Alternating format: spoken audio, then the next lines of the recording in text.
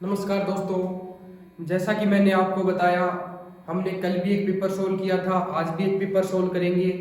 और पीछे जितने भी हरियाणा में पेपर हुए हैं उनकी सभी के सोल्व करेंगे। हम सभी पेपर सोल्व करेंगे, ठीक है। तो आज हम पेपर सोल्व करेंगे। सबसे पहले देखो, एक क्वेश्चन आया था कि महाभारत काल में हरियाणा को किस नाम से जाना जाता है। महाभारत काल में हरियाणा को किस नाम से जाना जाता है, किस नाम से जाना जाता है। तो महाभारत काल में हरियाणा को बहुधान्य के रूप में जाना जाता है।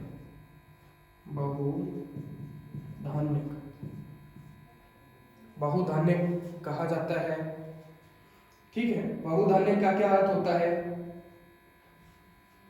देखो, बहुधान्य का अर्थ होता है अत्यंत अधिक समृद्धि भूमि। अत्यंत अधिक समृद्धि भूमि कहा जाता है बहुधान्य को, ठीक है। तो महाभारत काल में हरियाणा को किस नाम से जाना जाता है? बहुधान्य, ठीक है। और इसका बहुधान्य का अर्थ होता है अत्यंत अधिक समृद्धि भूमि, ठीक है। महाभारत की बात करें तो महाभारत का युद्ध कब हुआ था? वो 900 ईसा पूर्व हुआ था, ठीक है। 900 ईसा पूर्व हुआ था। कितने दिन तक चला था महाभारत का युद्ध? 18 दिन तक चला था। महाभारत की बात कर रहे हैं हम, तो इसमें 8800 श्लोक थे जब इसका नाम था जय संहिता। क्या नाम था महाभारत का? जय संहिता। जब इसमें 8800 श्लोक थे। वर्तमान में 1,00,000+ श्लोक है इसमें। इसका नाम है महाभारत, ठीक है। तो वैसे महाभारत की हमारी अलग से क्लास रहेगी, एक पूरी वीडियो, क्योंकि पीछे जब भी डी ग्रुप के पेपर हुए थे उसमें हर एक वीडियो में एक क्वेश्चन, हर एक पेपर में एक क्वेश्चन आ रहा था महाभारत से ही। तो उसकी अलग से वीडियो रहेगी। महाभारत काल की पूरी महाभारत करवाई जाएगी उसमें एक वीडियो में। और बाकी महाभारत काल में हरियाणा को बहुधान्य कहा जाता है, ठीक है। बहुधान्य का अर्थ होता है अत्यंत अधिक समृद्धि भूमि, ठीक है। उसके बाद देखो, एक पेपर में आया था क्वेश्चन,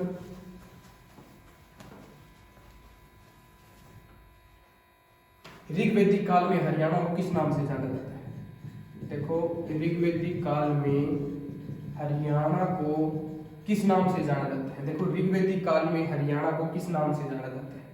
तो ऋग्वैदिक काल में हरियाणा को किस नाम से जाना जाता है? वो जाना जाता है रज हरियाणे। किस नाम से जाना जाता है?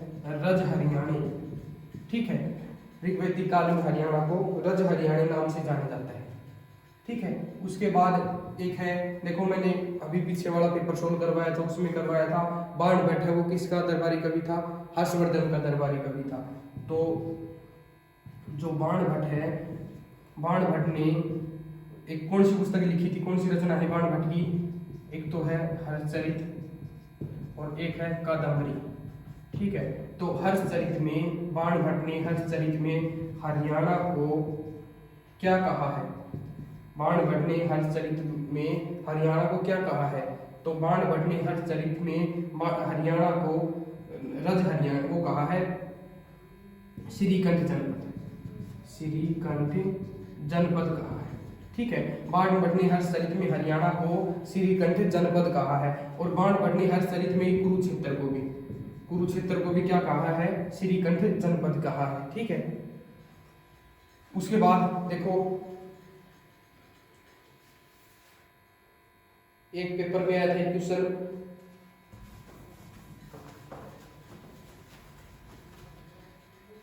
देश की सबसे बड़ी मंडी।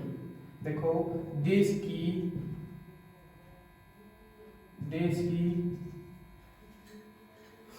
सबसे बड़ी मंडी, देश की सबसे बड़ी मंडी जो 600 एकड़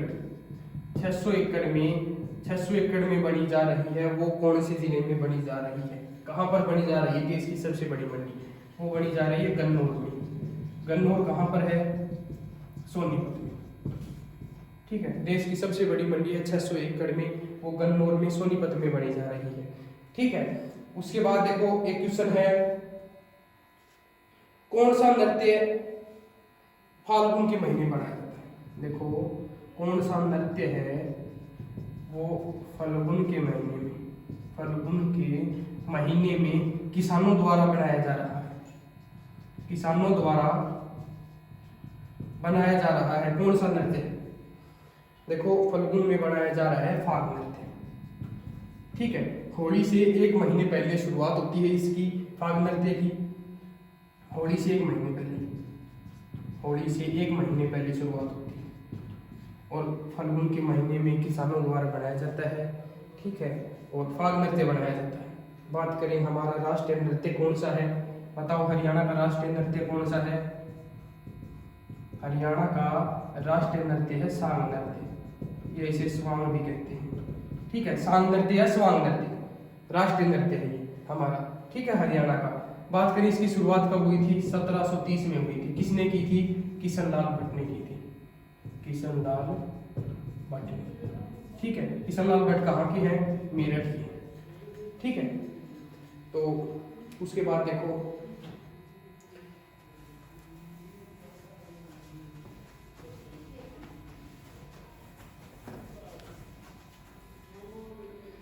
एक क्वेश्चन पूछा गया था कि एक धनुष यंत्र है,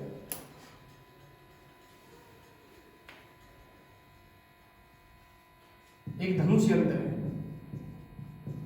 एक धनुष यंत्र है जिसका उपयोग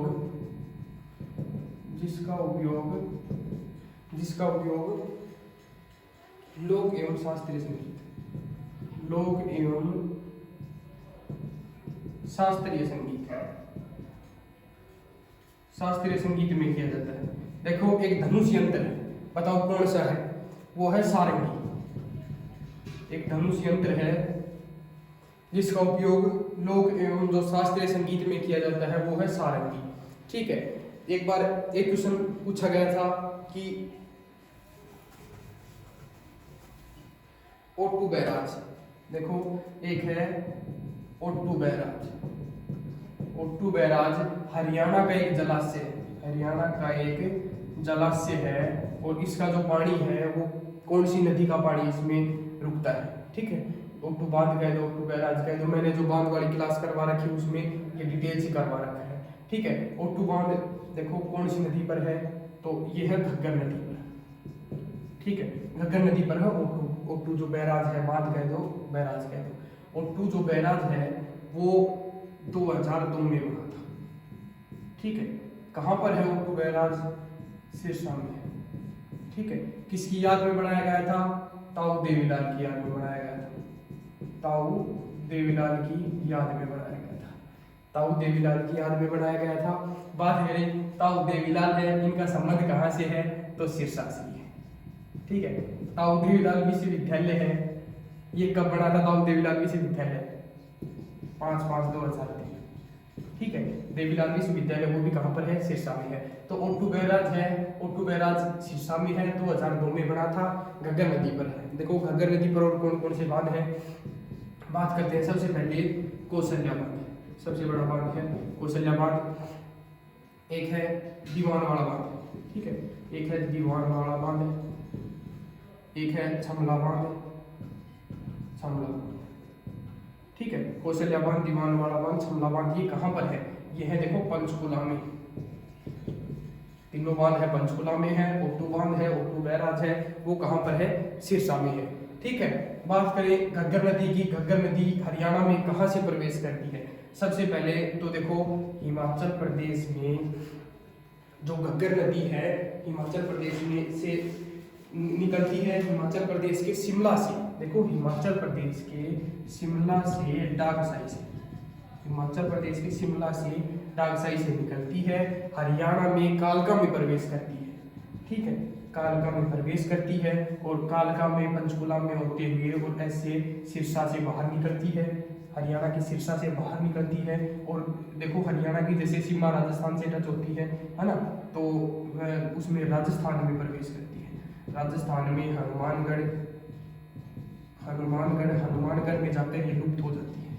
ठीक है, हनुमानगढ़ में जाकर राजस्थान में हनुमानगढ़ में जाकर लुप्त हो जाती है ये जो घग्गर नदी है ये।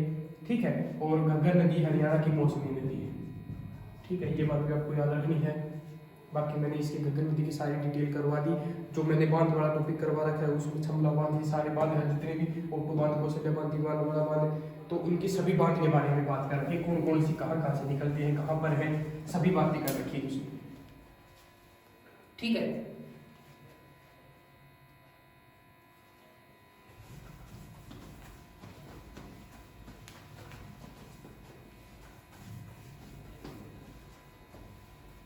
देखो उसके बाद एक क्वेश्चन है कि तोशाम पर्वत श्रृंखला, देखो तोशाम पर्वत श्रृंखला, तोशाम पर्वत श्रृंखला हरियाणा के कौन से जिले में है? तोशाम पर्वत श्रृंखला हरियाणा के कौन से जिले में है? तोशाम पर्वत श्रृंखला। देखो नाम से पता चल जाएगा तोशाम कहां पर है। तोशाम भिवानी में है। तोशाम पर्वत श्रृंखला कहां पर है? भिवानी में है, और भिवानी की तहसील भी है तोशाम तहसील। और भिवानी की तहसील कौन कौन सी है? एक है सिवानी, ठीक है, जहां से जो दिल्ली के मुख्यमंत्री हैं श्री अरविंद केजरीवाल जी, तो वो सिवानी से है, ठीक है, भिवानी सिवानी से है। तोशाम तहसील है, एक है भवानीखेड़ा और एक खुद भिवानी, ये तहसील रहेंगी भिवानी की। तो तोशाम पर्वत श्रृंखला कहां पर है? भिवानी में है, ठीक है। अगला क्वेश्चन देखो, हरियाणा के किस जिले का मुख्यालय नारनौल में है? हरियाणा के किस जिले का मुख्यालय, सभी को पता होगा किस जिले का मुख्यालय है? नारनौल में। हरियाणा का एकमात्र जिला है जिसका मुख्यालय वहां पर नहीं है, वैसे सभी के जो भी मुख्यालय हैं वो वहीं पे होते हैं। एक महेंद्रगढ़ ऐसा है, महेंद्रगढ़, जिसका जो मुख्यालय है वो नारनौल में है, ठीक है। महेंद्रगढ़ की स्थापना कब हुई थी? जब हरियाणा अलग हुआ 1 नवंबर 1966 को, उस समय महेंद्रगढ़ भी एक जिला था। कितने जिले थे उस समय 1 नवंबर 1966 को हरियाणा से अलग हुआ जब? 7 जिले थे, ठीक है। 7 जिले कौन कौन से थे? गुरुग्राम, हिसार, अम्बाड़ा, रोहतक, जींद, करनाल और महेंद्रगढ़, ये 7 जिले थे, ठीक है। ये बातें आपको याद रखनी है। उसके बाद देखो एक क्वेश्चन,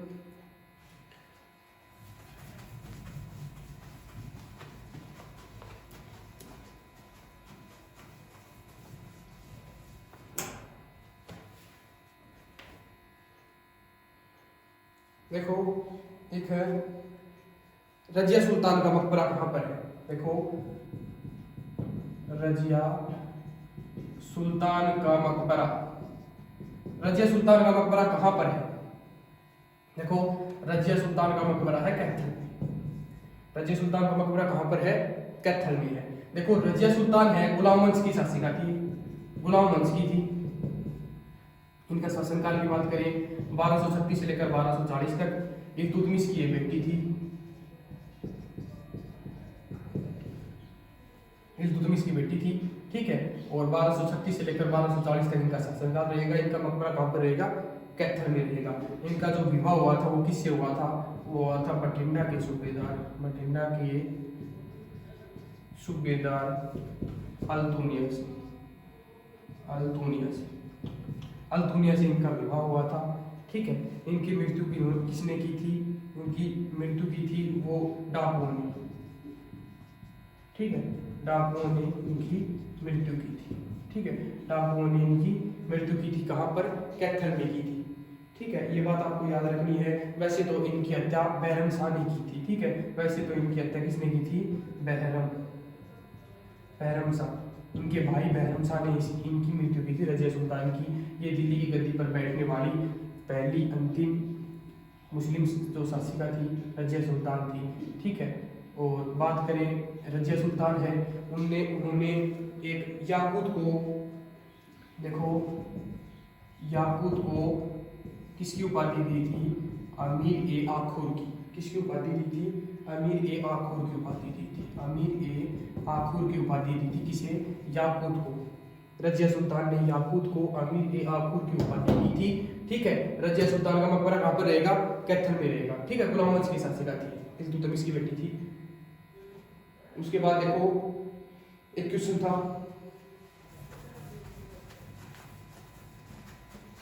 एक वीडियो करवाएंगे पूरे गुलाम वंश की, ठीक है। उसमें सभी के बारे में बात करेंगे कंप्लीट डिटेल से।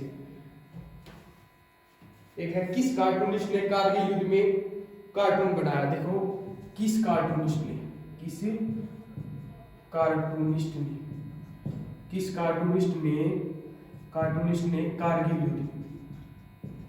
युद्ध में, देखो ये पेपर में आया था, कारगिल युद्ध में जो कारगिल का युद्ध हुआ था उस पर कार्टून बनाया था, उस पर कार्टून बनाया।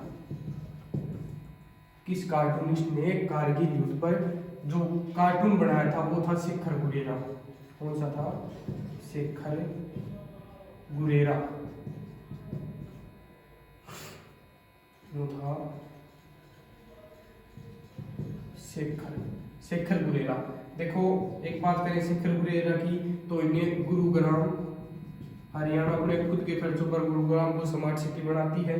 ठीक है, गुरुग्राम है, गुरुग्राम स्वच्छता के जो ब्रांड एम्बेसडर है, जो ऐड करता है, वो कौन रहेंगे?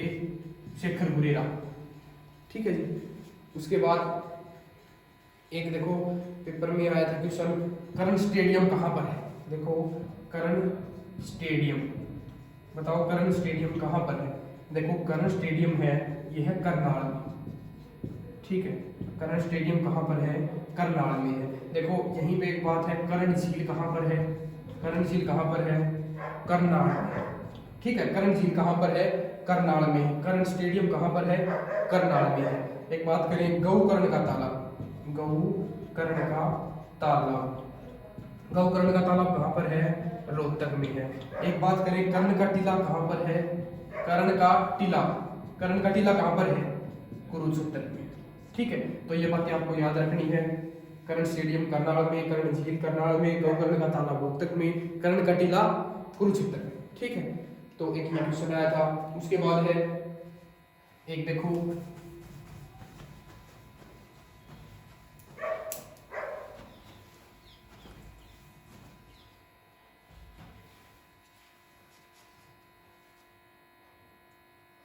देखो एक है हरियाणा की सबसे बड़ी झील। देखो मैंने झील करवा रखी है, झील के टॉपिक में कंप्लीट झील बता रखी है। हरियाणा की सबसे बड़ी झील कौन सी है? बताओ सबसे बड़ी झील कौन सी है? हरियाणा की सबसे बड़ी झील कौन सी है? देखो सबसे बड़ी झील है दमदमा झील। कौन सी है? दमदमा झील है। ठीक है, ये कहाँ पर है? ये है गुरुग्राम में। ठीक है, कहाँ पर है ये? गुरुग्राम में है। कितनी एकड़ में फैली हुई है? 3000 एकड़ में फैली हुई है। जो दमदमा झील है ये गुरुग्राम में है, 3000 एकड़ में फैली हुई है। गुरुग्राम की बात करें झील कौन कौन सी है, वैसे तो मैंने झील का टॉपिक करवा रखा है, उसमें सभी झील डिटेल वाइज करवा रखी है, सभी की सभी झीलें। और गुरुग्राम में बात करें कौन कौन सी झील है, एक है खलीलपुर झील, एक है सुल्तानपुर झील है। तो देखो मैंने कल भी एक वीडियो में करवाया था, जो पेपर सोल्व करवाया था कल वाली वीडियो में, उसमें भी बताया था राष्ट्रीय उद्यान सिर्फ 2 है, सुल्तानपुर और कलेसर। ठीक है, सुल्तानपुर कहाँ पर है? वो गुरुग्राम में है। सुल्तानपुर झील भी है।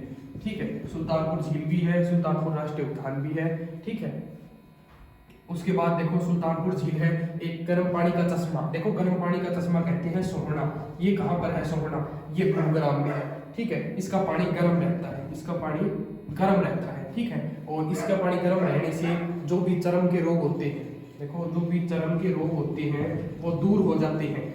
सोहना के गर्म पानी में स्नान करने से जो चर्म के रोग हैं वो दूर हो जाते हैं। एक बार पेपर में क्वेश्चन आया था कि सोहना का पानी गर्म किसके कारण रहता है? तो जो गर्म रहता है सोहना का पानी वो गंधक के कारण रहता है, गंधक या सल्फर के कारण सोहना का जो गर्म पानी रहता है, सोहना में गर्म पानी रहता है वो गंधक या सल्फर के कारण रहता है।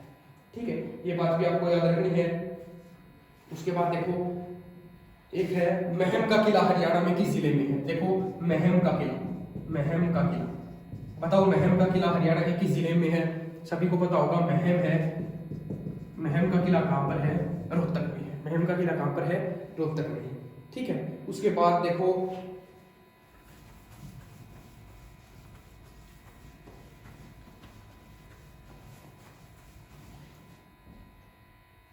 एक क्वेश्चन पेपर में आया था, प्रसिद्ध अभिनेत्री जूही चावला। देखो प्रसिद्ध अभिनेत्री जूही चावला का संबंध, प्रसिद्ध अभिनेत्री जूही चावला का संबंध कहाँ से है? प्रसिद्ध अभिनेत्री जूही चावला का संबंध है अम्बाड़ा से। कहाँ से है? अम्बाड़ा से है। देखो और अम्बाड़ा से कौन कौन है? एक तो देखो ओमपुरी है, ओमपुरी है, ठीक है, और एक है सुचेता करबलानी, ठीक है, और एक है परिणीति चोपड़ा, और एक ये जूही चावला है, ठीक है, और कौन सी है? एक ओमपुरी है, सुचेता करबलानी है, परिणीति चोपड़ा है, जूही चावला है, एक जोहरा बाई है। देखो एक है जोहरा बाई, ठीक है, ये एक गजल गायिका है, एक है जोहरा बाई, ठीक है, ये गजल गायिका है। तो ये अम्बाड़ा से प्रसिद्ध व्यक्ति रहेंगे, ठीक है। ये प्रसिद्ध अभिनेत्री है जूही चावला है, इनका संबंध कहाँ से है? अम्बाड़ा से, ठीक है।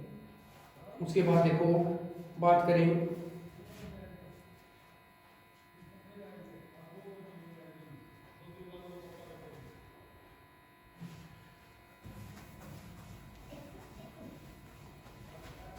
देखो एक बात करेंगे यमुना नदी की। यमुना नदी हरियाणा के किस सीमा पर बहती है? देखो यमुना नदी है, यमुना नदी हरियाणा के किस सीमा पर बहती है? हरियाणा के पूर्वी सीमा पर बहती है। पूर्व में उत्तर प्रदेश से हरियाणा को अलग करती है, पूर्व में उत्तर प्रदेश को हरियाणा से अलग करती है। तो यमुना नदी है हरियाणा के पूर्व में बहती है, ठीक है। तो ये बात आपको याद रखनी है, यमुना नदी हरियाणा के पूर्व में बहती है, ठीक है। बात करें गंगा की, तो सहायक नदी है। यमुना नदी है ये गंगा की तो है सहायक नदी, गंगा की सहायक नदी है, और हरियाणा की प्रमुख नदी है, और हरियाणा की प्रमुख नदी है, प्रमुख नदी है। देखो वर्तमान में हरियाणा है, यमुना नदी है, यमुना नदी के किनारे किनारे बसा हुआ, ठीक है, किनारे। वर्तमान में हरियाणा है, यमुना नदी के किनारे है, पहले सरस्वती नदी के किनारे था, पहले सरस्वती नदी के किनारे था। पहले कौन सी नदी के किनारे था? सरस्वती नदी के किनारे था, ठीक है। यमुना नदी की बात करें तो यमुना नदी है ये उत्तराखंड के कहां से निकलती है? देखो ये निकलती है उत्तराखंड के गढ़वाल हिमालय से बंदरपूंछ के पश्चिमी ढाल से निकलती है। उत्तराखंड के गढ़वाल हिमालय से बंदरपूंछ के पश्चिमी ढाल से निकलती है, और हरियाणा में देखो ताजेवाड़ा कह दो, हथनीकुंड बैराज कह दो, ताजेवाड़ा कह दो, या कलेसर। देखो एक है कलेसर जो राष्ट्रीय उद्यान है उसके पास से निकलती है, महादेव मठ के पास से निकलती है, वहां से हरियाणा में प्रवेश करती है, यमुना नदी, ठीक है। बाकी मैंने जो नदी वाले जो टॉपिक करवा रखा है उसमें यमुना नदी एकदम डिटेल से करवा रखी है, ठीक है। अब वो हरियाणा में प्रवेश करती है यमुना नदी, ठीक है। कहाँ से प्रवेश करती है?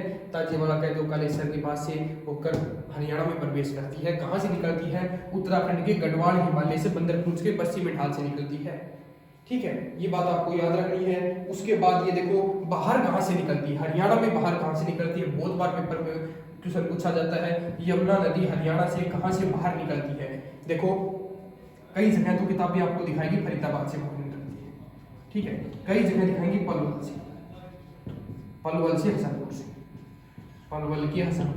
हसनपुर है ये पलवल की तहसील, ठीक है। पलवल की तहसील कौन सी है? हसनपुर, ठीक है। तो यमुना नदी है पलवल की हसनपुर से बाहर निकलती है, कहां पर जाती है? उत्तर प्रदेश में जाती है। उत्तर प्रदेश में कहां पर जाती है? अलीगढ़ में जाती है। उत्तर प्रदेश में कहां पर जाती है? अलीगढ़ में लुप्त हो जाती है, गंगा की सहायक नदी है ये, और अलीगढ़ में लुप्त हो जाती है यूपी में, ठीक है। बाकी हमारी रोज क्लास से रहेगी, पेपर सोल्व रहेगा, ठीक है।